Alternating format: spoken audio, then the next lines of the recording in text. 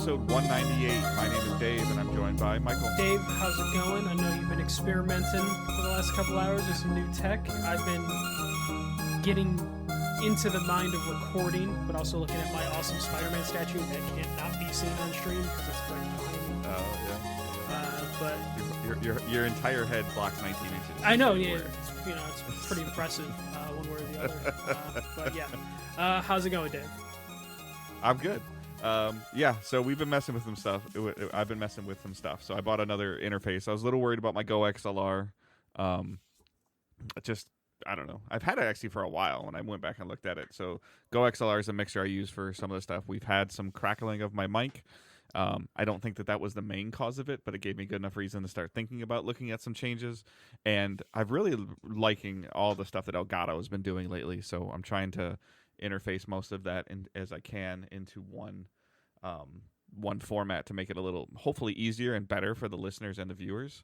So that's what started it, along with TwitchCon was this weekend, and at TwitchCon they announced something that they should have never they reverted a thing that they should have never turned on in the first place. But since we are a Twitch affiliate, we are underneath Twitch's terms of service. So underneath those TOS, we were technically not allowed to simulcast stream to other live platforms. So we could stream on YouTube, but not at the same time as Twitch, and then as well as TikTok and all that other fun stuff. And so step one is now that we are simulcasting on Twitch and YouTube at the same time, which is what simulcasting means. Yep. But we do, obviously we've neglected our YouTube channel for a little while. And hopefully that stops as I'm trying to use my Stream Deck a little bit more and make it a little easier on both of us to just post content on there, as well as my wife, who helps with a lot of that content as well. I'm still messing with YouTube, but it's youtube.com/digitaldaysgaming. Like I found out today that there's like a podcast feed on there as well. I don't know exactly what that's going to do. Behind the scenes, I have uploaded all like 205 episodes or whatever we have from the podcast feed. I have not pushed that live to anybody yet, so if your inbox gets spammed, please just message me and I will apologize to you. Hopefully it doesn't spam. I'm pretty sure yes, it's just I hope it doesn't either. Yeah, so I think you'll be all right. But I don't know how this works either, but our listeners might be able to listen on YouTube and just have a black screen or like lock their phone, and you can listen through YouTube. So I know a lot of people really like YouTube as a platform, and it's great. I know a lot of places can't watch Twitch if they're on certain kind of Wi-Fi's, like at universities and stuff like that, or high schools. Twitch is a banned site, but YouTube is not. So it's just a couple things. So let us know, send us a message or comment. I can see both chats. I can see our YouTube chat and our Twitch chat because we're using something called Restream. So bear with us as we're going through some stuff. Hopefully my audio sounds a little bit better. I was able to tweak a couple things with this as I've been messing with my interface. But anyway, so you can listen to us multiple ways now, hopefully. YouTube, Twitch, and as well as just our podcast feed. It posts every Thursday morning, 6 a.m. Eastern Time. DigitalDaysGaming.com. Like I mentioned before, YouTube.com/DigitalDaysGaming and Twitch.tv/DigitalDaysGaming. So I honestly feel like this is something, and Michael, I don't know if you realize this or not. Like in 6 days, we're like 4 years old. No, I just got the email. I have to renew the domain, which means 1 year has passed since the last time I've had to renew the domain. Okay. So yeah. So and with that, I honestly feel like one of the goals that you had. That we had, but particularly you had in mind when we were naming the show, is that when you Googled Digital Days Gaming, like that predominantly we were what came up, whatever the name was going to be. So I feel like if you want to figure out how to access multiple pieces of our content, if you just Google Digital Days Gaming, I think we dominate the entire front page. Yeah, we should. And then also, I believe now, if you just Google our names, Digital Days Gaming should be the top result as well. So, Dave's name, my name, we should pop up. I mean, some things have happened to where it just makes more sense that our stuff has been pushed up by our name. Yeah. But yeah, no, it's very easy to find, so tell your friends. Yes. So just share anything you can do to share and get more eyes or ears listening. Sharing is always free. Subscribing on podcast feeds is free. Following on social media is free. You can subscribe to us on Twitch if you want, with your Twitch affiliate or with your Twitch sub through Amazon, or with just a paid sub. And monetization on YouTube is probably like a long way away, but that would be a goal eventually. I'm sure that there's some super chat things and stuff you can do. Yeah. So I'll dig into a little bit more YouTube, but we'll see where we go from there. So please just let us know, like, and anything, post in Discord, post it on Facebook, tweet at us if you watch the YouTube stream or if you watch the Twitch stream. Or I'm hoping that the one thing that the YouTube thing does is archive automatically. It will, but yeah, it's one of those things where it archives automatically, but it takes a really long time for it to actually pop up as just a regular video. Well, that's better than either you or I just completely forgetting to put the show on there. It's fine. So, as someone who watches YouTube live streams, like you have to click the live tab to see the archive before it actually propagates in like the actual feed or populates. So, but anyways, let us know. Leave a comment on YouTube if you're watching it live or if you're watching it archived or on demand, as well as just comment in Twitch and all that stuff. And we're gonna get into the news. Yeah, so we have just I don't know, I would say like some okay and bad, some bad PlayStation news, and it leads to some good PlayStation news, and then we get some Xbox news. I just preface that because I know there's some diehard PlayStation fans that listen to this podcast that get kind of upset when we say anything they might be a little bit negative about PlayStation. Same thing with the Xbox crowd too. When we say negative things about Xbox, we get those people that will come out and be like, why are you being negative about the platform I love? But let's start with some of the like iffy to bad PlayStation news before we get into the good PlayStation news. This first one, Dave, I just think it's hilarious that people were upset about this. The new PS5 optical drive, the disk drive attachment for the PS5 Slim requires an internet connection the first time you connect it to your system. So it's just sparked a lot of outrage and confusion amongst folks. I'm just going to state this right now. Technically on the PS4, you couldn't play Blu-rays or DVDs until you connected your PS4 to the internet for the first time. And that was so they could get like the licensing. And I believe there's also some like DMCA reasoning on why you want to do that. So it's like a piracy check. And also, I think around the PS4 time, they were like, oh, PlayStation might be able to like help with their licensing fees, like if they like force like they basically like, hey, if you want to play a Blu-ray you need to be connected to the internet for the first time, so they then can license that drive or whatever. So this is nothing new. I believe the Xbox has something similar to this. Like you do need an internet connection the first time you set up your Xbox in order to get the full features. So this is nothing really to like bring the pitchforks out at PlayStation. It's just the way things function now. I get it. I just think it's a little weird. It's dumb. Yeah, it's weird. But... Yeah, it's a firmware thing. Yeah, like it's 100% a firmware thing. I feel the majority of, and I'm actually kind of surprised at how you are on this, and I think you're almost to the point of understanding. But the concern is the physical media crowd and the collector. That for whatever reasons. Ultimately, they should probably just be buying a built-in disk drive anyways. They shouldn't buy a digital thing with an option for an optical drive. But anyway, if they do, and or if they get it secondhand, and I don't know, let's say that they find it at a garage sale 10 years from now, 15 years from now, and then they want to go get then they buy it on eBay. They buy the optical disk drive as they're piecemealing this together. If the servers don't work, and it'd be interesting, I'm sure that ultimately there would probably be this website you could go to and load something onto a thumb drive and put the thumb drive in the PlayStation. I'm sure that would be a thing. Or PlayStation patches it out 10 years down the line. Right. Yeah. Which again would be odd of like, how do you patch it out other than, like what happens if you get somebody that, doesn't have it? There is that crowd that just wants to go buy their box, plug it in to an electrical outlet, put their disc in and play. And they don't care that they don't have the latest version. They don't care that their controller's not up to date. They don't care about any of that stuff. They want to be off the grid, or they want to do whatever they want to do, and play their games that they own and that they purchased, and that they're their physical media. And so that part is a little weird. It's similar to Switch, when Switch is like, oh yeah, all Bluetooth headsets work now. We're like, wait a minute. Yeah. It's like, wait, you could have been working this entire time. Yeah, no, I understand the fear of like, hey, what about 10 years down the line if PlayStation shuts off that firmware like server? or whatever, that connection to the PlayStation, or people that are completely offline. And at that point, I would say, if you're completely offline, you're probably buying the one that already has the disk drive built in. Yeah.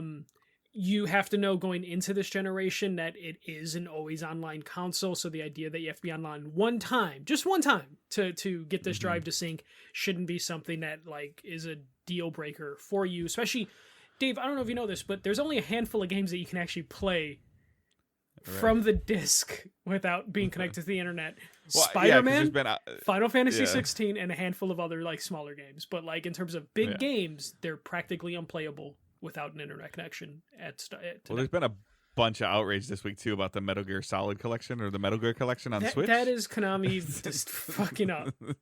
But it's a similar concept of like you buy you buy the physical cartridge on Switch, but you still need stuff to do like You just bought your Spider-Man collection. You got a steel case, but you got a little piece of paper with a code in it. You didn't get a disc, and you knew that. But everything's changing. So like this is just kind of like this is the get off my lawn crowd, and I understand and I see your perspective, but I also agree with you of like okay, like go take it to the library. Yeah, if it's really go that to big Starbucks, a deal, like you'll find a way. And I think PlayStation could patch this out in the future by just when they continue to release the slim models, it just comes with firmware already on board that knows like, hey, accept this handshake.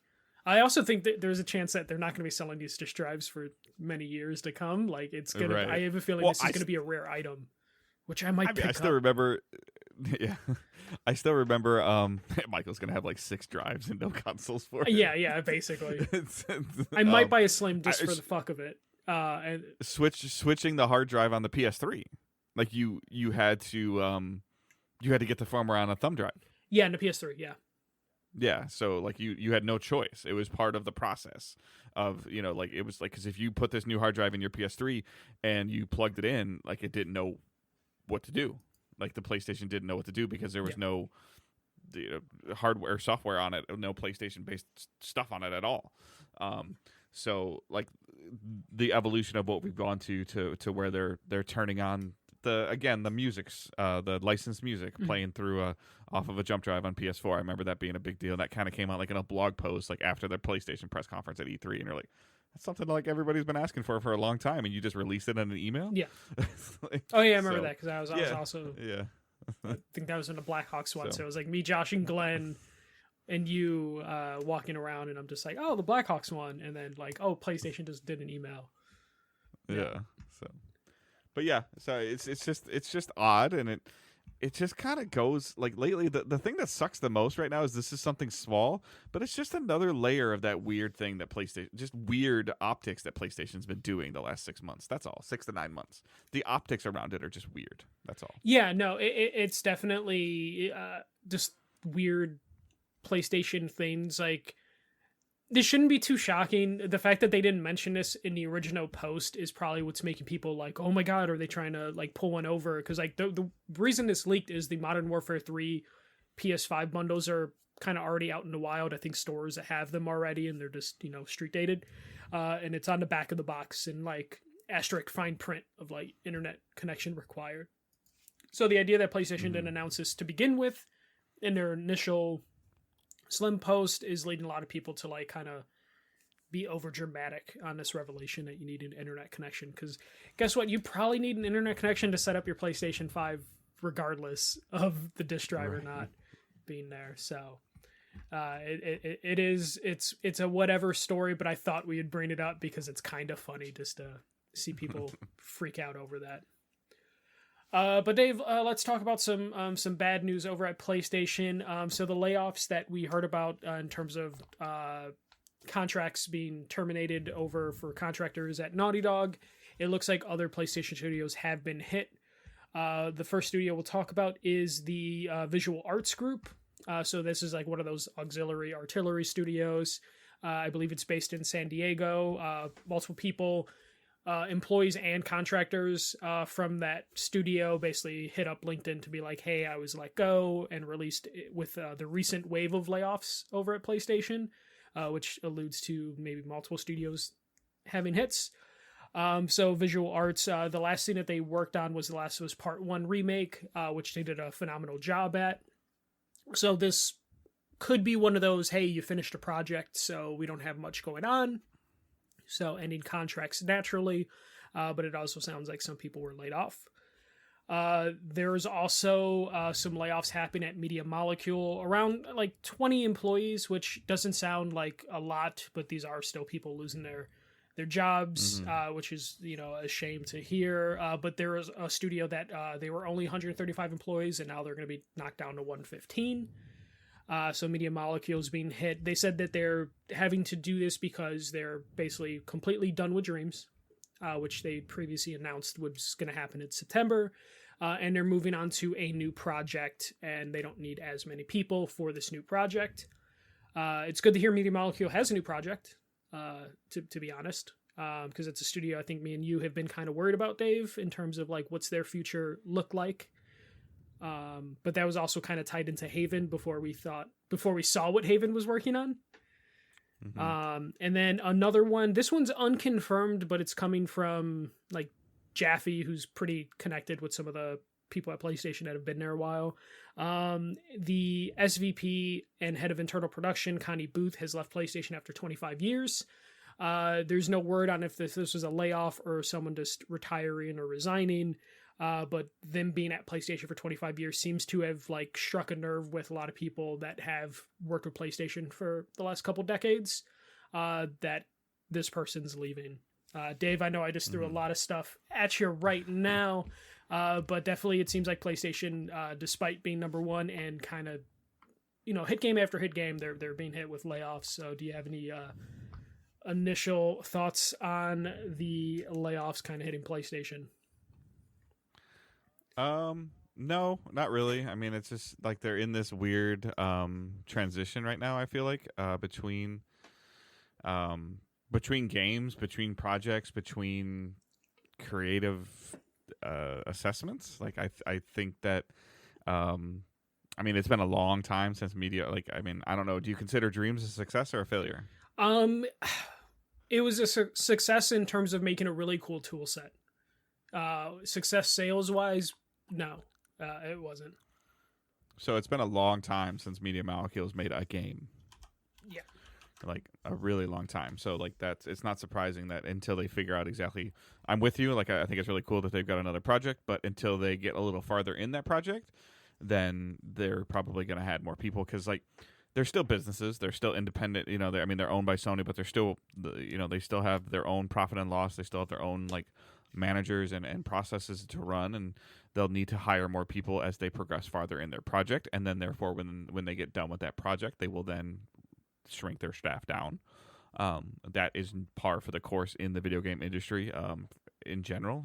Like if there's not a game to work on, like you don't have a job. Like you're not going to just sit there and make patches for, I mean, there's nothing like, what are there's nothing else being done on Dreams. Yeah, it's completely being sunsetted. I think it already happened. And then however far they are or aren't in this new project, they don't need all this. They probably don't need all this overhead. Now, granted, 20 people is, if you consider 20 people overhead, like can Sony or PlayStation pay the bill for those 20 or 30 people? Probably. Does it make business and analytical sense to do that? No. Yeah. So like that's just where that comes from. So it sucks that anytime anybody loses their job, but it's also kind of one of those things where like I feel like most of the people in the video game industry like understand that, where we don't see as big of an outrage around it. We see an outrage from the media outlets when it happens, but I don't see somebody from Media Molecule or from these other companies saying, I got laid off because of this. Like the reality is usually what it is that it's truth. Like there's nothing for them to do. So I would say you're right to a certain extent, but also you want to be hireable.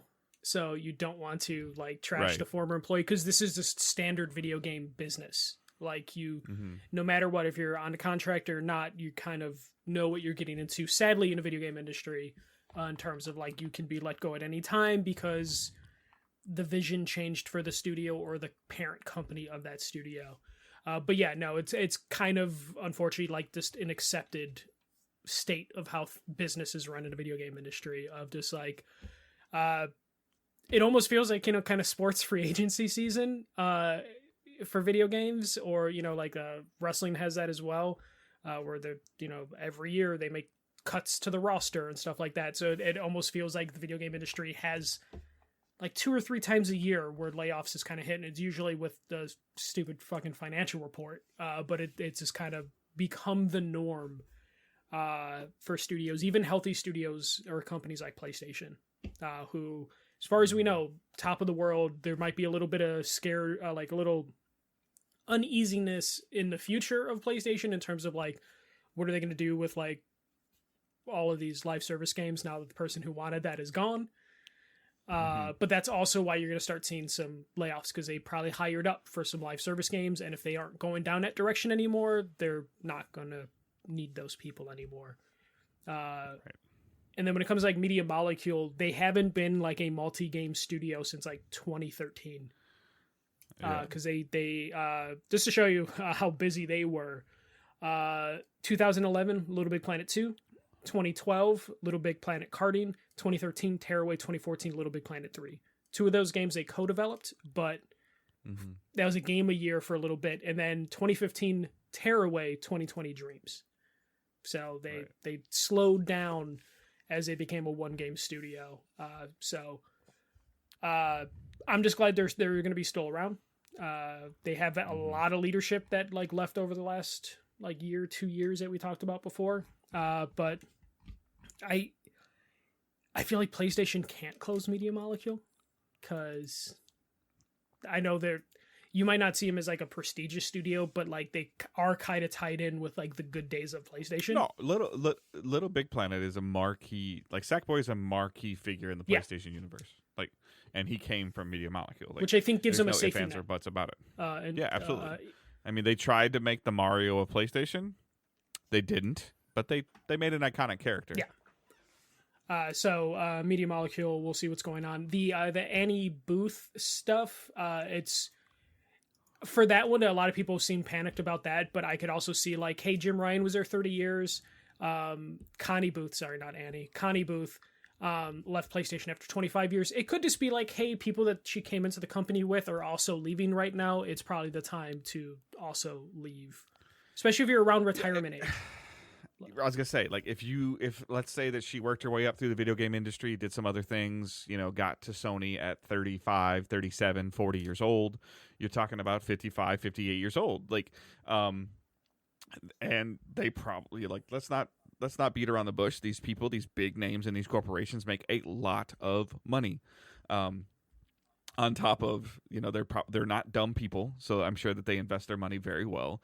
They utilize 401k of a multi-billion-dollar corporation, which probably has a way better 401k than any of us people listening to this show have.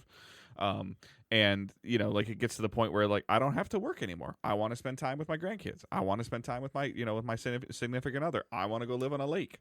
Like, and you hit 58, 60, 62 years old, like, and you can do it. More power to you. My dad retired like the day he turned 55. Yeah. Like he worked for the federal government his entire adult life, whether he was in the service or working for the armed forces, the federal government. He had multiple pensions, and then he lives up north as like a little hermit with my mom, and they don't really go anywhere, and they live on a lake and don't do anything, but they're retired people and they live well within their means and they're fine with it. Yeah. Like, and he's the majority of the 60-plus-year-old people. Mm-hmm. Like it just happens. You get to a point where you're like, you just don't want to get up and do the grind anymore, and you don't need to, because you've spent the last 25 years of your life working, 50 hours a week all the time and making a good amount of money. And there's also just the idea of just like being there for like 25 years means you saw the rise of PlayStation. You saw a little bit of almost a borderline downfall, and then you saw it rise again to where it's like, there's only so many times that can excite you as like a person of like, do we want to do this again? Or the perspective of like, PlayStation's number one, that's probably not changing anytime soon. So maybe it's time to leave. Or you also look at the metrics that are working and the systems that you put in place that worked 15 years ago, and you're seeing them, like, your voice isn't as dominant as it was because the world has changed. Yeah. And they don't understand the change as well. Yeah. Or you're like, Xbox probably can use some leadership, and you're just like, I wonder if I'm a free agent if Xbox would come calling. Right. Because like honestly, if you're Xbox and you can't fucking really shit, seeing like these higher ups at PlayStation leave, even a Jim Ryan, we give Jim Ryan shit, but he was there for 30 years for a reason. Like if you can put a Jim Ryan or this or Connie Booth on a board somewhere for Activision, Blizzard, Bethesda, or Xbox, you maybe consider doing that phone call. And that could be something that interests people. Yeah, consultant. I mean, that's basically what Sean Layden's doing and like Jack Trenton are doing. Yeah. So it also seems like when you're in the business world and you hit a certain age, that's the work you kind of gravitate towards, is like the consultant work or like a board seat. Like Reggie was on the board of GameStop for a little bit. Like that's just kind of what you do when you hit like a certain like seniority level in terms of experience in the business world. So the idea that this person's leaving, it did cause some people to kind of like panic. I know like the David Jaffe, I'm not a fan of Dave Jaffe, but apparently he was very upset that this person was leaving, but didn't have any context of like why they were leaving. So it just seemed kind of like overblown right there. But we can move on. I'm sure we'll hear more about layoffs this coming season. Or this coming holiday season, unfortunately, because I believe Embracer just did some layoffs for one of their companies. I forget which group it was. So we'll probably hear more about this stuff, unfortunately. But I did promise some good news for PlayStation during our rundown. Spider-Man 2 breaks PlayStation records. So PlayStation revealed that Insomniac Spider-Man 2 sold 2.5 million copies in 24 hours. And that makes Spider-Man 2 the fastest selling PlayStation Studios game of all time. Not surprising. Not shocking. A sequel with a 2 next to it of Spider-Man. But great for Insomniac. I feel like this finally cements, since I cemented Insomniac as my PlayStation studio like 2 years ago. But I would imagine those type of numbers kind of, and Naughty Dog going through what Naughty Dog's going through kind of cements Insomniac. Well, to be fair, like Insomniac kind of went through what Naughty Dog's going through too when they were doing Fuse and Sunset Overdrive and prior to the purchase. Like, I mean, you can't bat 1,000. And hopefully I'm fully confident that Naughty Dog, whenever they decide to whatever it is that they're going to do, whether it's going back to Uncharted or doing a third Last of Us or something else completely different that they want to do, like it'll be great. It's just at this point in time I'm just waiting to hear that they just need to can factions. Well, so I was reading a lot of stuff about like the PlayStation layoff stuff and digging into like various news articles. It seems like Factions was canceled, but they just didn't use the word canceled. It was like frozen on the shelf. Like they're taking their foot off the gas pedal. Like I heard so many like roundabout phrases for canceled for Factions. And I'm sure Naughty Dog will bounce back up, but like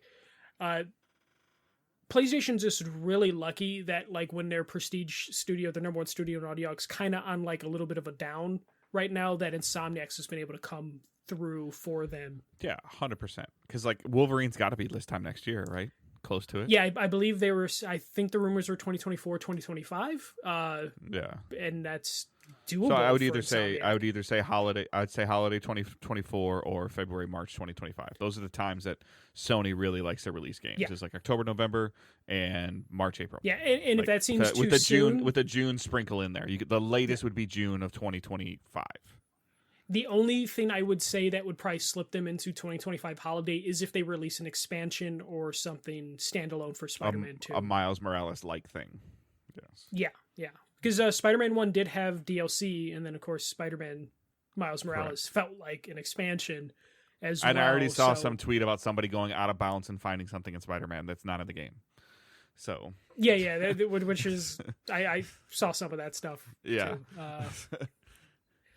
So like that would be the only thing I can think that slows Wolverine down. And honestly, I don't see anything else coming from PlayStation. So I feel like a lot of pressure will be put on Insomniac for like, hey, we need Wolverine soon, and if any Yeah, studio can other do than it, the Haven game and the sometimes always. I mean, in terms of, I guess from Sony proper, like when I refer to Sony proper is like holiday next year will probably be filled with Marathon Haven's game, Marathon from Bungie, Haven's game that I can't free money or whatever, I can't think of the name of it, Fair Games, and Concord.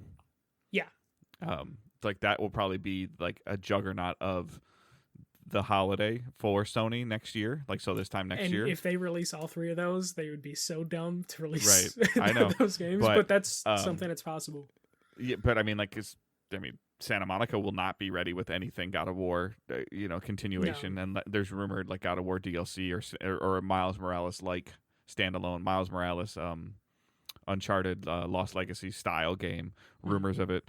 Sony Santa Monica's gonna do their MLB thing. So Sucker Punch could have something, but I think we would have heard of it by now. Like they've would have had a teaser trailer or something. Head down studios, though. So I mean, I'm just saying, like, there's definitely precedent set for like the plan of what they have to use these live service games to buffer between their big blockbusters. So. Yeah, and just to give Insomniac more kudos, they were one of the few companies that they did not revert from the work from home policy. They actually embraced it even more and encouraged it. And like we'll talk about Spider-Man later, but like it's a high quality product, and it looks like Insomniac's doing it right with how they treat their employees and all that stuff. The head community manager or something just moved. During the launch. Yeah, and it seems like that is, like, I follow a lot of Insomniac people, and it seems like a lot of them are not reporting to a home office. So they're in Burbank, right? I believe they have 2 locations. I want to say they have one in the Carolinas, but I believe Burbank's one of them. Burbank, California is like outside of LA. Yeah, and then I think there's a Carolinas. I just don't remember which one. Yeah, but I mean, they're figuring it out, and I'm sure they're able to acquire the talent that they want. Oh, you live in Iowa, but we want you to work on Spider-Man. It's fine. Stay in Iowa. Yeah. I'm trying to see, where is their other location? Because they are 2. Burbank is the main one. But yeah, either way, they have 2 studios.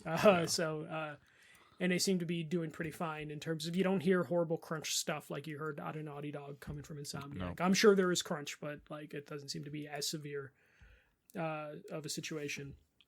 But let's move on. And I feel like the crunch conversation has changed a little bit too. I was like, is it crunch if you're down in your office at home and you can still like, I mean, yeah, work is work is work is work. I understand that. Yeah. But like with the remote, the ability to like, hey, I'm going to work from home today because my daughter is sick. Like I've been at home when Owen's sick. He doesn't need 110% nursing attention to him, but he's 8. He can't be home by himself. Yeah. To where like you don't feel the stress of like, I have to go to the office. All my files are at the office versus like they can work on something. They can put their daughter to bed. They can keep working on it. You don't hear about like the shitty Elon Musk crunch of like everyone's sleeping on the office floor bullshit anymore, which happened in the video game industry a lot back in the day. I revert back to, and it was still happening with Destiny 2, and I know you're not a big fan of him, but Luke Smith, like she was trying to. We were in Seattle for like a day and a half or whatever, and we were previewing the game, and she, like, one of the head of PR people was eating lunch with me, and she was texting, and she's like, I'm like, hey, what's going on? She's like, I'm trying to get Luke to come over here for the dinner, and I'm like, and she's like, but he won't leave the office. And then she was finally convincing him, and he's like, no, I can't come. And she's like, I don't understand why you can't. And he goes, I haven't showered in 3 days. Like, he didn't leave his office. Yeah. Which I'm sure that crunch is still happening at home, and it probably gets a little more like icky in terms of like agree, but at least they're office. In their house. Yeah. Like, I mean, I know it sounds bad when I say that, though. They're not in the office. They're not sleeping on a cot. They're not sleeping on a pullout. They're at home. They're in their house. They're in their comfortable domain. Like, yeah, no, it doesn't matter if they're hunched over the keyboard still and sitting there sweating bullets and slamming Red Bull. But like, you also might feel more comfortable walking away from being at home from your computer as opposed to having like your manager over your shoulder the entire time. Just pumping like monster energy and Red Bulls into your veins. Because holy shit, that is totally a lifestyle that they used to have. Yep. All right, we'll move on to some Xbox news. Starfield We got some slight numbers, not the numbers we were looking for, but Microsoft had Xbox share their quarterly numbers, and Xbox had a few things to brag about with Starfield. Though I can't wait to find out about Starfield in like a quarter or two, because I have a feeling that tail is not going to be that great. But 11 million people have played Starfield. Almost half of the hours played have been on PC. Starfield's release date marked the highest number of subscriptions added to Game Pass in a single day. And then Xbox revenue for the quarter saw 9% growth, and Xbox specifically attributes a lot of that growth to Starfield. So I think Starfield did everything that Xbox wanted. Maybe not as much. Maybe they were hoping it would like set the world on fire, and it kind of seems like it didn't, but it still was a success regardless of that. Yeah, I think if the Game Pass number was a significant number, like if it broke like 32 or 35 million, I think they would have said it. Yep. So I'm still saying it's probably anywhere between 28.5 to 30 under. It's 28.5 to or 28 million to under 31 million. I think the last official number we ever heard was like 25. They've talked about the console growth is stagnant, but the PC growth has been good to great, which coincides with these Starfield believed numbers. But yeah, so I mean, they did pass 30 million in September, apparently. So that probably would have been with Starfield. Potentially, people had to dig to find this data. Okay. Yeah, January 2022, they were around 25 million. And then people dug into stuff last month and went over 30 million. So it's kind of what you're talking about right now. Yeah. So yeah. It'd be very interesting to see. I'm with you to see this quarter the content growth number was good. Next quarter, I would expect the content number to not be as good. Because I feel like, to your point, if anybody's like, okay, I played Starfield, I paid my $18 a month for 2 months, I'm done. Like, and I'll play when something else grabs my attention. I'll re-up when something else grabs my attention on Game Pass. And you know that gets into the argument of like, what's better, getting $36 from the guy down the street or getting nothing because he waits for Starfield to go on sale? Like, I mean, like that's you could make that argument until you're blue in the face of what's better and what's not better. I can make the case for everybody that allegedly says I'm going to do this for 2 months and forgets that they have the subscription and keeps it for 6 to 9 months or longer. Which is, par for the course for a lot of people with subscription services. They just forget to cancel. But yeah, I mean, like, it's not a shock that Starfield sold. I think it would have sold whether Microsoft owned them or didn't own them. I will say that I feel like the narrative around, and you know this better than I do, but I don't feel like it was a glitchy mess like some of the Fallout games have been, like a mess. Yeah, no, not as glitchy before, but I think we talked about like some of the stuff Bethesda was able to get away before they haven't been able to get away with. Which is kind of why I kind of stopped playing after about 10 hours of just like, this stuff doesn't do anything for me anymore. Right. But in terms of glitchiness, it seems like it was better than before, but before was dumpster awful fire. Yeah. Like, so now it's just like a trash now it's just fire. like a dumpster kindling. Yeah, exactly.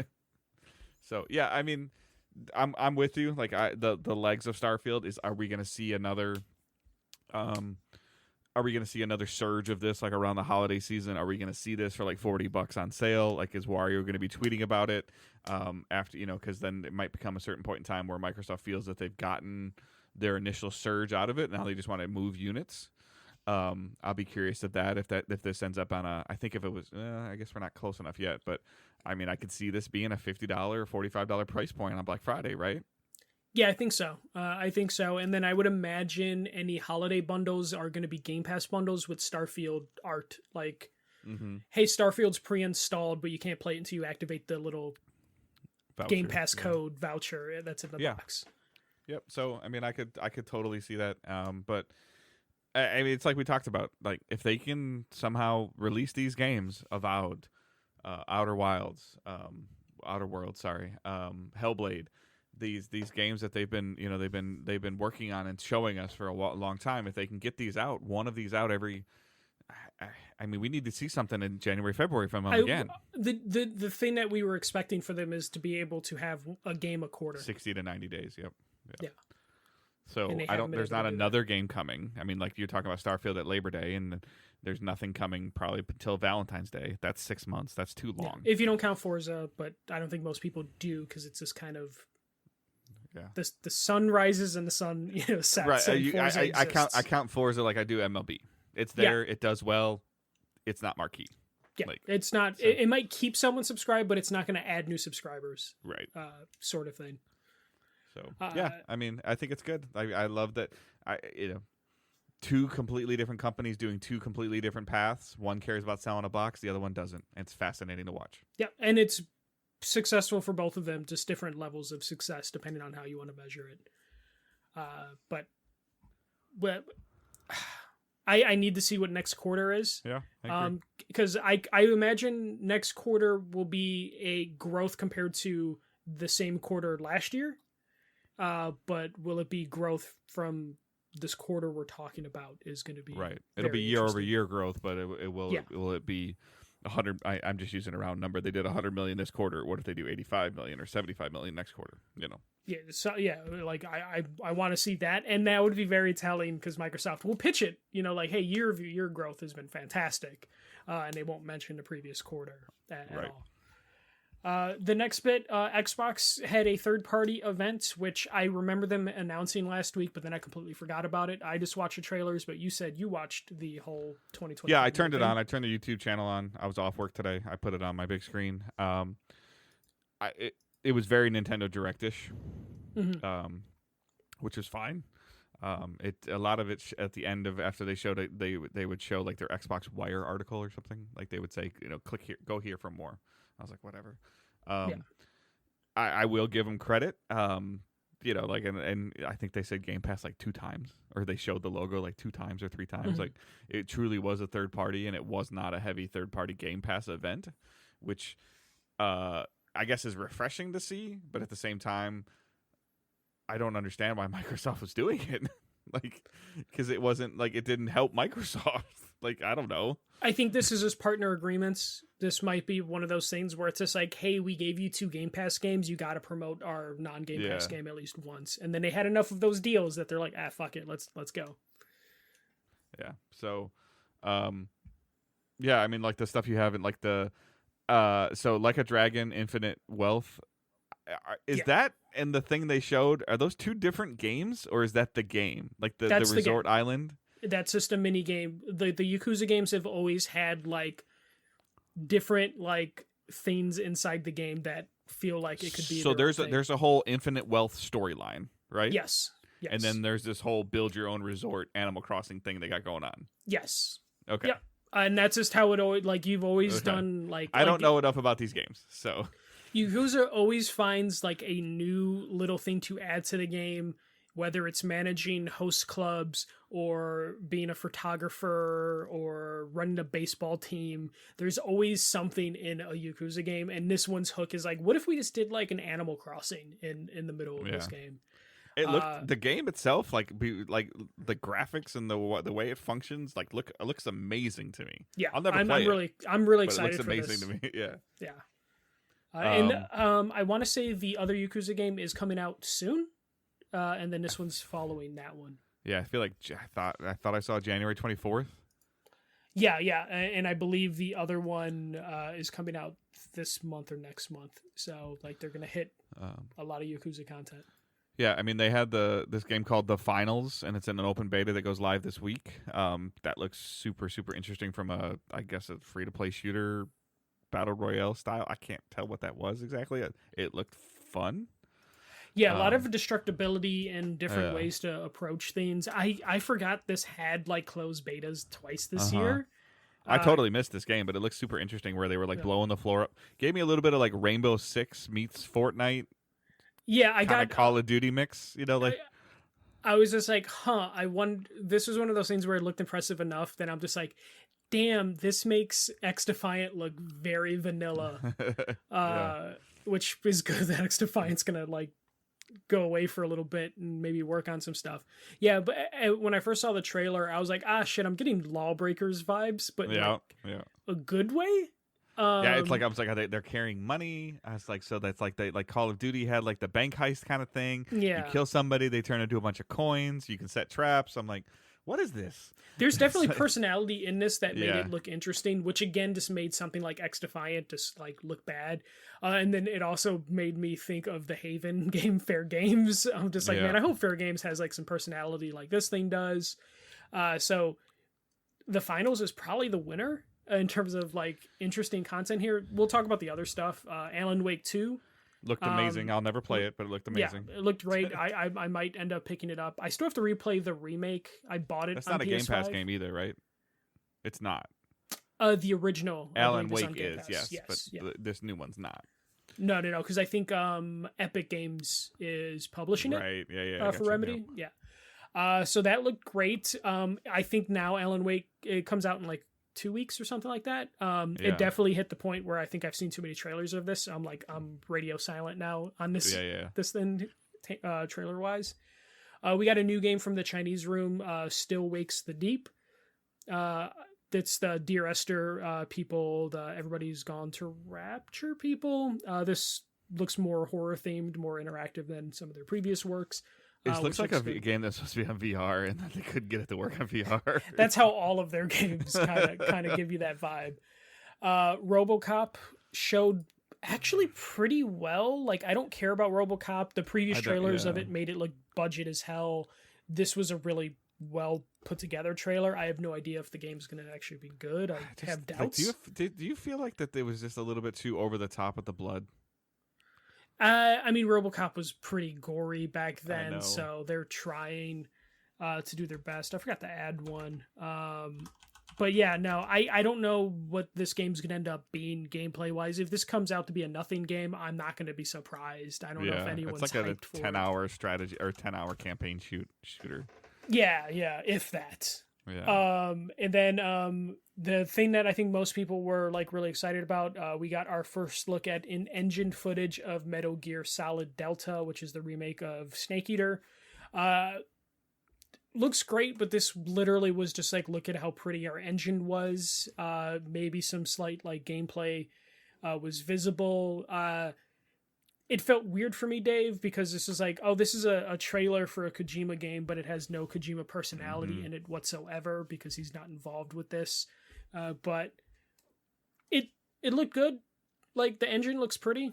Like, it's Unreal Engine 5, so it's hard to make that engine not look pretty, but we'll have to wait and see what Konami does with this.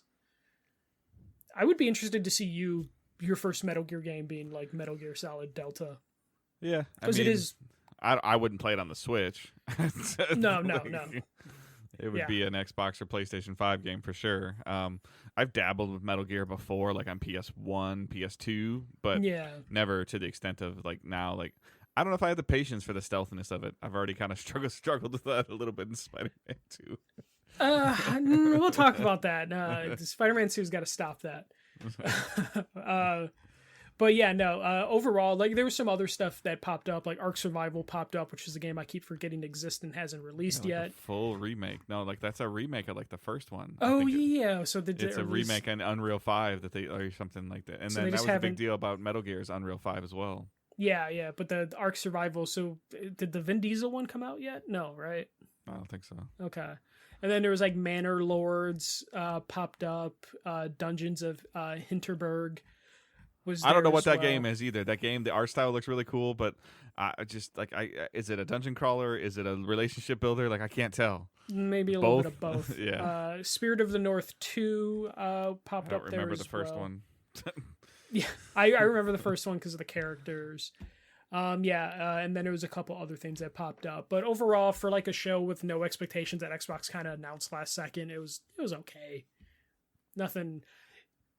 Nothing here probably would have been worth featuring in like a bigger Xbox showcase. Yeah, I think optics fell into play here again as well. People are like, they're doing a showcase after the Activision merger. Like Phil already said that there's nothing coming. Yeah.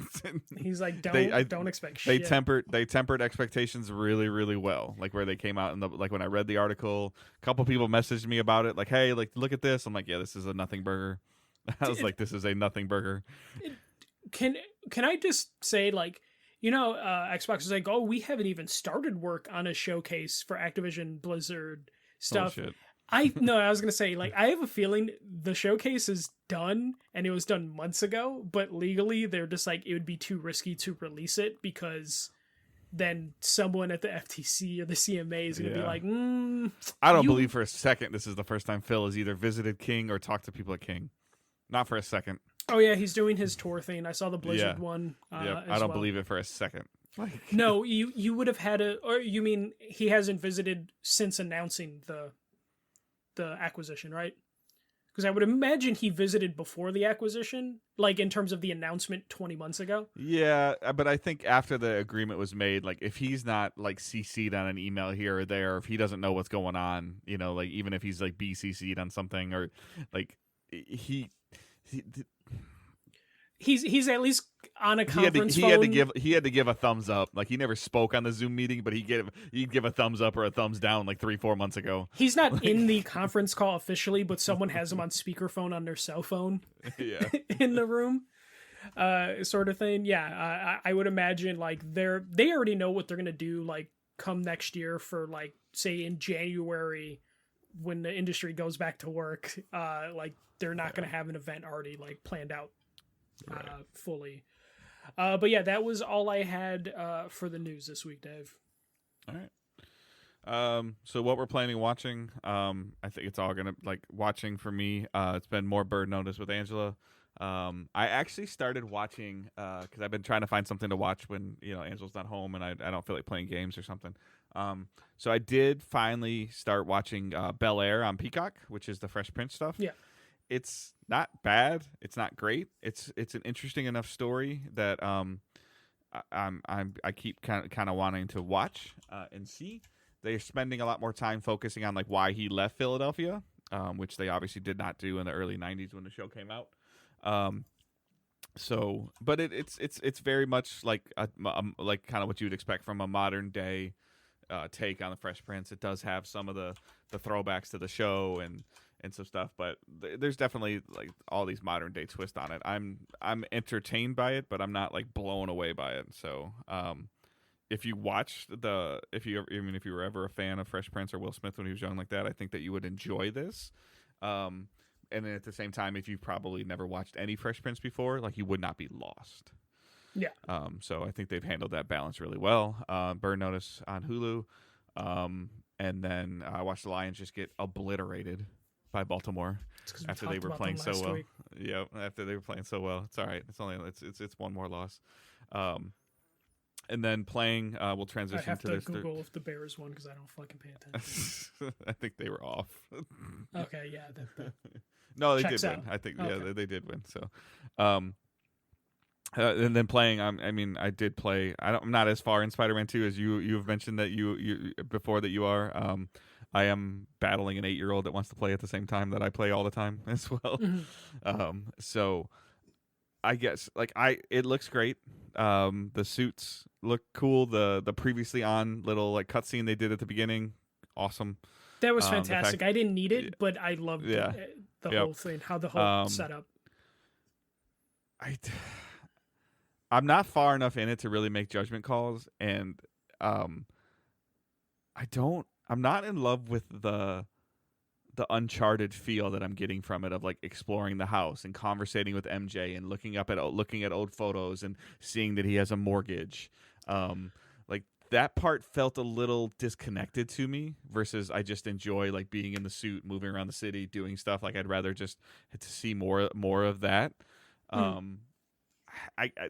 I don't know. Like maybe I just wasn't expecting the flashback that you end up playing as. I love the flashbacks in the game. There's one scene, I don't know if you got to it, that I absolutely fucking hated in the game that was outside of the suit. I don't know how to.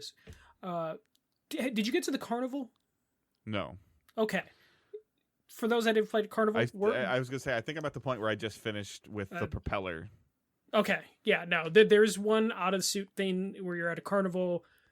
It almost made me hate the game because it kept going. It was like the longest like 10-15 minutes stretch of the game. But I enjoy the out of suit stuff in terms of like walking through Aunt May's house. Some of the Miles stuff is enjoyable as well. And I don't know what it is. I like the Miles thing a little bit better than I like the Parker things. Like, and maybe that's just because I just feel like maybe Miles is a little bit of a better character in this game. I can see that. I would say Miles. So again, we're not talking spoilers, and like I'm enjoying this game. I think like significantly more than you have because I'm almost finished with it. But that also I'm not battling an 8-year-old for it. But I would say, since I could speak to most of it, Miles stays consistently good. Peter ramps up and builds to a more compelling story for his character. Miles consistently from beginning to end has a great story, has a good story, but Peter definitely is slow to start before it starts to roll and ramp up.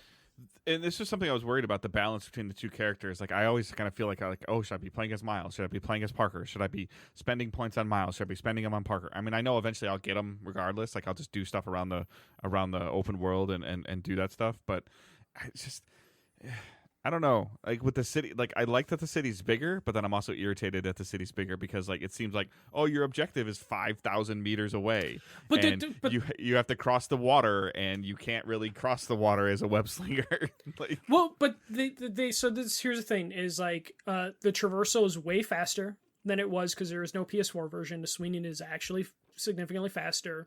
The web wings are a great addition to it. So the web runes help a lot. When you upgrade the traversal stuff, that helps.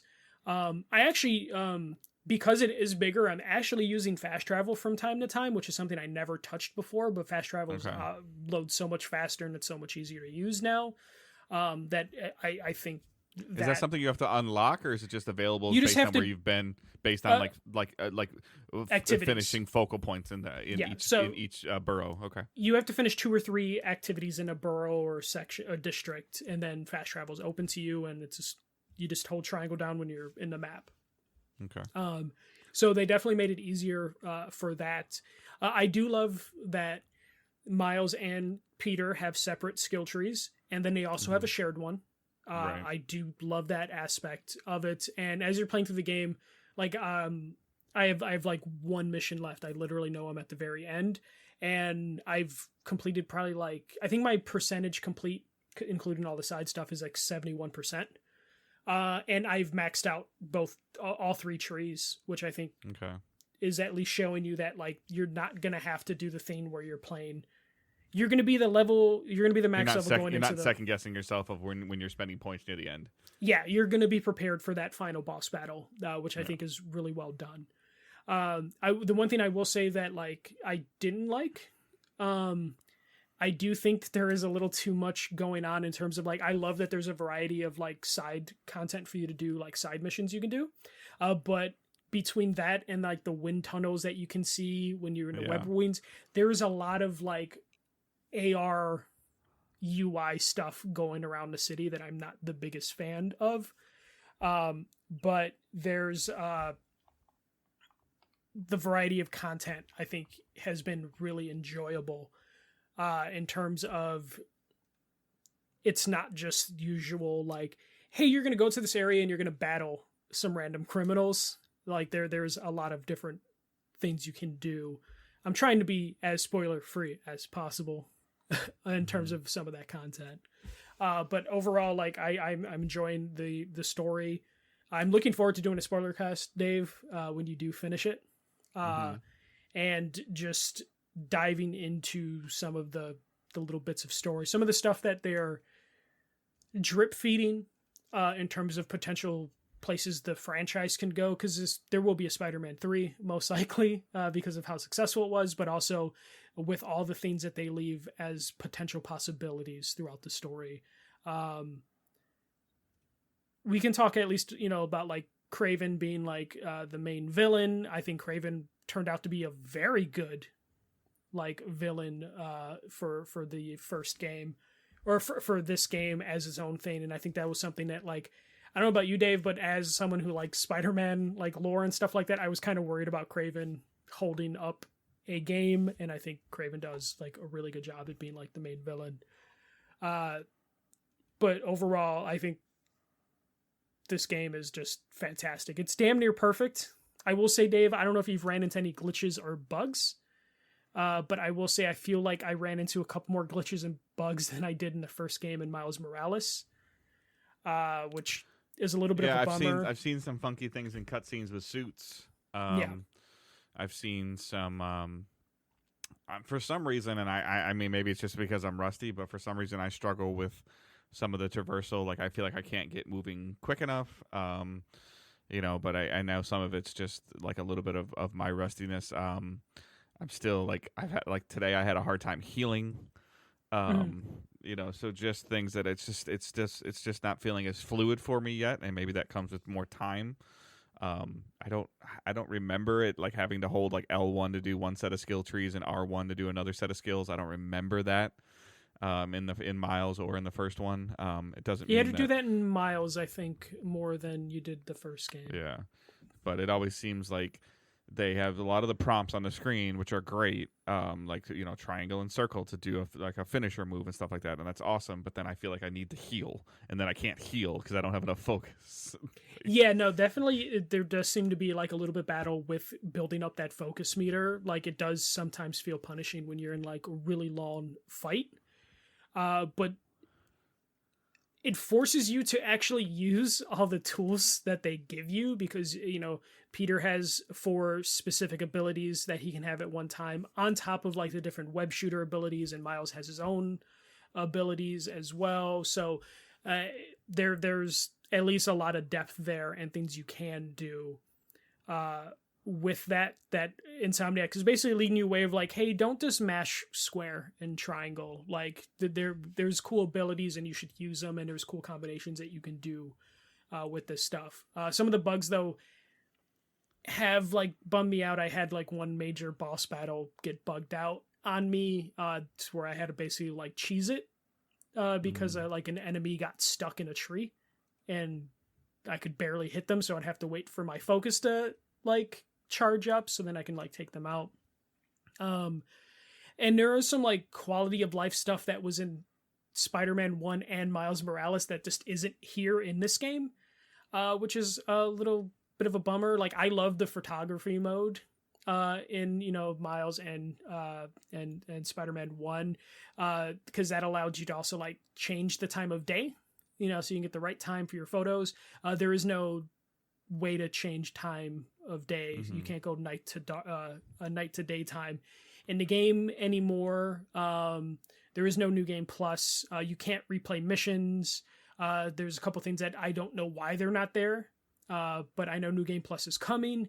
I hope replaying missions is coming in the future too, because I like the idea of replaying missions, especially like some of the like smaller crime ones, especially if you're trying to like get a platinum trophy, which I'm trying to do.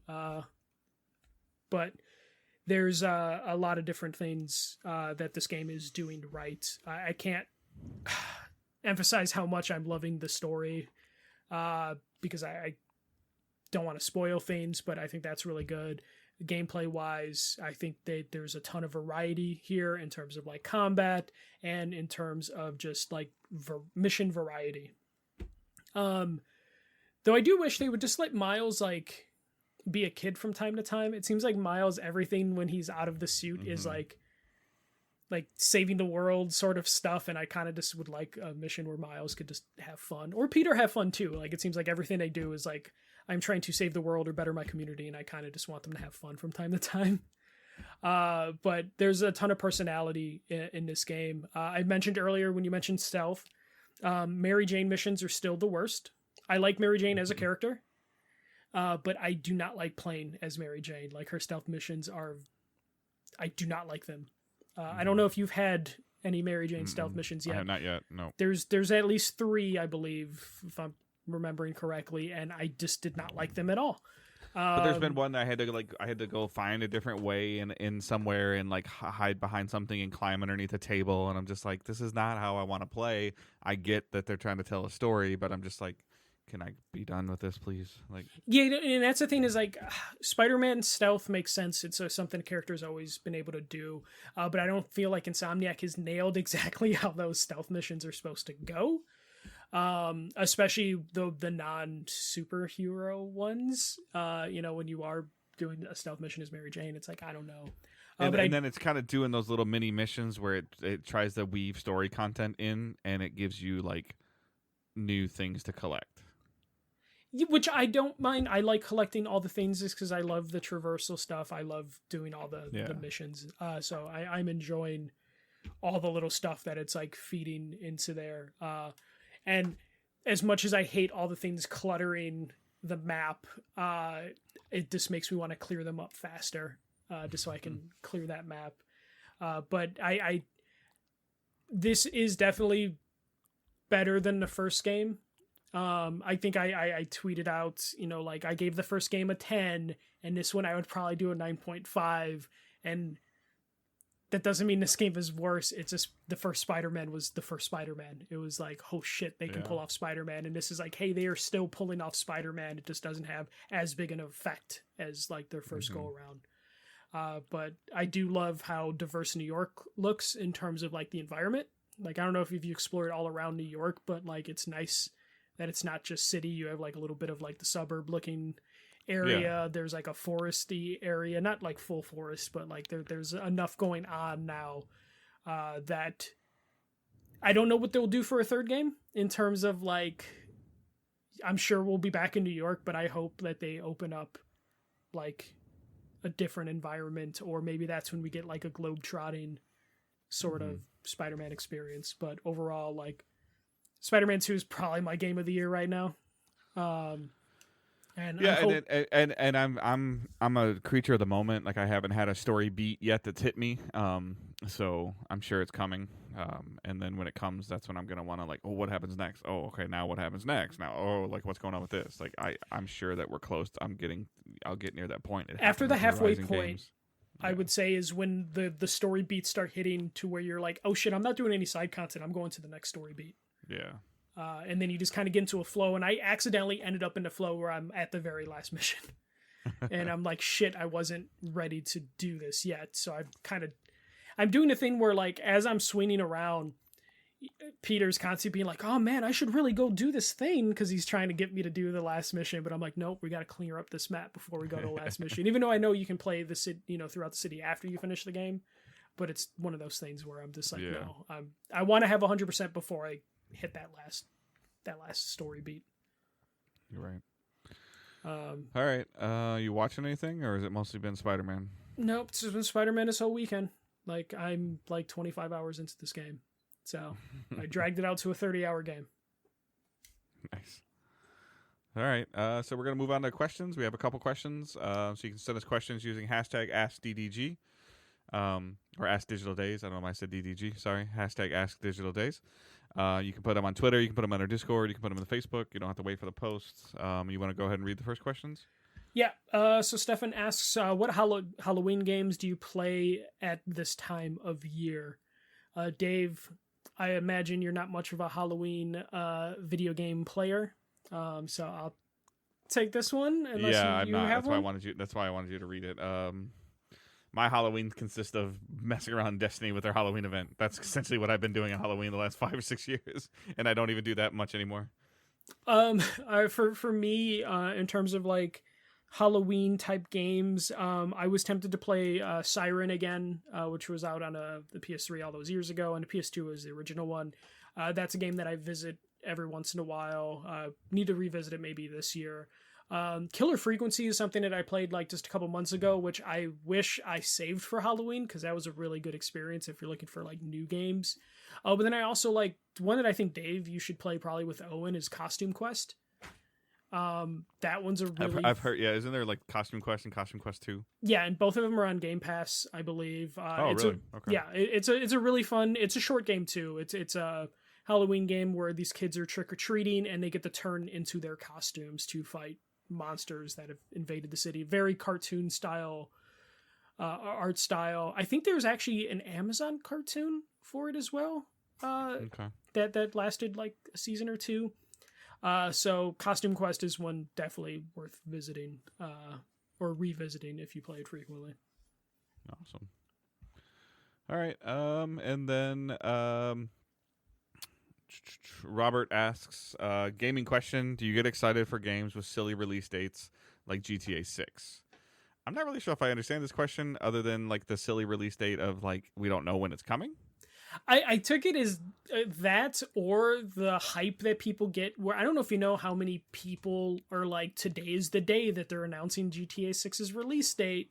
And there's like Twitter accounts dedicated to guessing when GTA 6 is going to be released or when they're going to make the official announcement. So I would say no, I don't get silly in terms of my hype. Like, I was hyped for Spider-Man 2, but I wasn't going crazy for it. Dave, you're probably excited for the next expansion for Destiny, but you probably don't have a countdown timer going for it. Or I think I put on the Facebook group and tweeted like, I worked. I was off of the weekend and I ended up filling it up with some other stuff. But I worked on the day the Spider-Man released, and I'm kind of to the point where I'm not even. I used to, like 3-4 years ago, I would take off a Destiny expansion day or days off of work. When I feel like when God of War 2018 came out, I feel like I took a day off. But then I'm like, all right, I'll just play Spider-Man when I have time. And I don't know if that's just is coming with, just age, like where it's just like, it's not worth it. Or I mean, I don't know. 'Cause like, I feel bad that I'm not as far as I want to be in Spider-Man, but I also, for whatever reason, like haven't been able to give it more than 2.5 hours of attention at a time. Compared to, if I had to guess, you've probably done a 4 to 6 hour session. No, I can't play games like that anymore. It's been like two hours at a time, and then I take a little bit of a break, and then I think maybe the longest I've played it at one sitting is like 3 hours, 4 hours. Okay. But for the most part, I play 2 hours at a time. Especially during the work week, I've been maybe getting in an hour before bed. Oh, all right. Yeah, so I mean, I definitely don't. I feel like those days are kind of gone, and I think some of that has to do with like the digital event. Like that's just the way of the world. Like I mean, I pre-ordered Spider-Man like Thursday afternoon, and I downloaded it, and I was done. Like there wasn't any. It came out on Friday. There was no midnight release, and I had to go stand in line and get my ticket and go with a friend of mine, and like now I want to go home and play because I've just been out here with all these people talking about it and having fun, and I feel like that some of that nostalgic feel is just gone. But yeah, I mean, I don't really get any. I don't even think, like, I mean, Uncharted is one of my favorite franchises. I don't even think I would get super giddy if they announced Uncharted 5 tomorrow. Yeah, no, I would get excited, but I'm not a mark my calendar sort of person. Like, I took the day off for Spider-Man, but like I literally asked for that day off like a week before because I knew I could get it that day off. And you were trying to protect your statue. Yes, it is my new child. It's in behind me. I look at it every once in a while and I'm like, oh, it's so pretty. That thing is an amazing statue. I'm glad I picked it up, but still. And then Robert asked a food-based question as well. How do you have your steak, and what is your favorite steakhouse chain? So go ahead. Medium rare. Like I'll usually ask for a medium rare, and if it comes medium, I'm perfectly fine with that because I know most times they end up overcooking it slightly anyway, so I just go like medium rare. In terms of chains, I don't really go to steakhouse chains because since Sarah's a vegetarian, most steakhouse chains aren't the most friendly for vegetarians, so we always look for something that has a little bit something for both of us. I have been to a Ruth's, and that was pretty good, and then Fogo de Chao is really good. I don't know if technically it's a Brazilian steakhouse. Yeah. So those are the two that I can name, but I tend to like to just make my own steak because it's cheaper, and I actually kind of have fun when I make a steak. I don't know, like it's just something relaxing about making your own steak. I'm not like some Hank Hill grilling it outside person, but I just like making my own steak. I don't do a lot of cooking myself, not because I can't cook, but just because I can. But Angela's better at it than I am, and Angela also has more time and patience. But Dave just eats his food raw because he's like, I'm not waiting 3 minutes on each side. She just cooks it. It's just for the most part like, it's just the way that our relationship works. It's just easier. So for everybody. If you were to make her dinner, would she look at you like, what did you do? No, it's just kind of one of those things where with my job and the lack of consistency with my schedule, which is getting more consistent now that I'm. No, but I'm just asking, like, if you just like were like, I'll take care of dinner, would she eat it without being like, let me look at this a little bit? The only reason that she would probably be like that is because it's been a very, very long time since I probably cooked an entire meal. Very long time. But I am not an incapable person. Would she be like, did you wash the chicken before you cooked it? Like, give you those questions? No, but I mean, we don't really cook any kind of super elaborate meals anyways, for the record, just because life. Okay. And then I guess like I'm with you. I Texas Day Brazil, Fogo de Chao are both some like kind of like all you can eat places that we've been to. But ultimately, in terms of like when we go out to dinner with like, especially if I'm going out to dinner like with Jonathan and Brinkley and Zoe and Owen and us, it ends up being like Texas Roadhouse. I've never been to one of those, but yeah, but it's good. I mean, I'm not sitting there saying it's like it's not going to be like a like super high end. If it was Angela and I going somewhere, like we've tried to like we've gotten off of it the last couple months, especially since my store opened. But when we try to do like dinner and a movie, like or if we just go out for dinner, we try to go somewhere like different, and trying some other places. But I mean, this as well as I do, man. Like it sometimes it gets to the point of like, is it really worth going out to dinner when it's like at $90 now? Well, yeah, especially I have that problem with steakhouses. Yeah, just like I don't even want to know what inflation's done to steakhouses. Yeah, this normally year. like we'll go to like a small chain like bar that has food. Yeah, no, I prefer those. Like our yeah. favorite burger place is a bar. Yeah, I would say it's like Applebee's, but it's not. It's like an independently owned, or like they have like 3 or 4 restaurants. So good.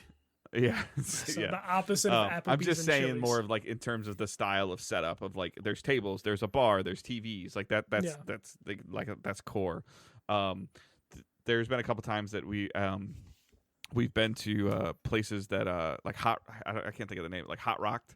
Like that you cook, like they bring you the food and it's like you cook it on the rock, like not hot pot, but yeah, I know what you're talking about. Yeah. So we've done a couple of those things. Recently, Angela and I have tried to find like a Korean barbecue in the Metro Detroit area. Has that been hard to find? Yeah, challenging. So, yeah. so like I mean, those are the kind of things that we've been trying, but for the most part. If it came down to it, in order for me to get like the best bang for my buck, is like it would just be taking people to Texas Roadhouse. The bread's really good. The food and the vegetables and stuff that you get are it's solid. So, but all right. So that is our show for today. Normal food takes for once from both of us. Yeah. We're getting close to Thanksgiving, so I'm sure we'll hear some weird stuff out of you again. Probably. People at work found out I don't like pancakes, or I just had pancakes for the first time 5 years ago, and they were all just like, "What?" It's like, yeah. Also, mashed potatoes are bad. Like, my God, people were just freaking out. You can follow us on Twitter at Digital Days Pod. You can follow Michael at the First MJC. You can follow myself at Good Dave Hunt. Our Facebook group is there. It's a little quiet in there lately. I got to get a little better myself. So yeah, Facebook groups is linked in the show notes. Discord server is linked in the show notes. We have a Patreon as well if you want to check that out. I'd be curious as well. I saw an email this week or last week about Patreon that we are able to sell is the wrong word, but we're able to post episodes individually if we wanted to.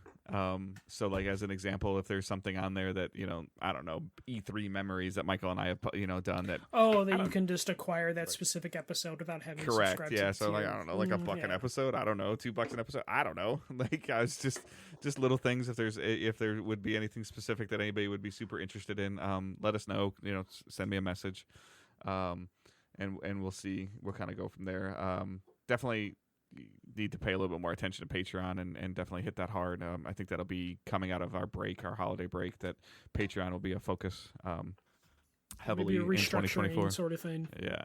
So definitely not doing as good of a service as we should. But as always, we appreciate everyone that has chosen to support us. Most of you have had individual conversations with, and you're like, hey, I don't really care what you're doing. I just like to support you. And we love and appreciate that. So thank you. But yeah, other than that, I think that is everything. So I will do my due diligence to spend some more time on Spider-Man to get that taken care of as soon as I can. But I have Halloween coming up, so, and then I think we have a camping trip the weekend after Halloween with Scouts. So, but other than that, I hope everyone has a great week. Keep moving forward. Don't be a dick. See ya.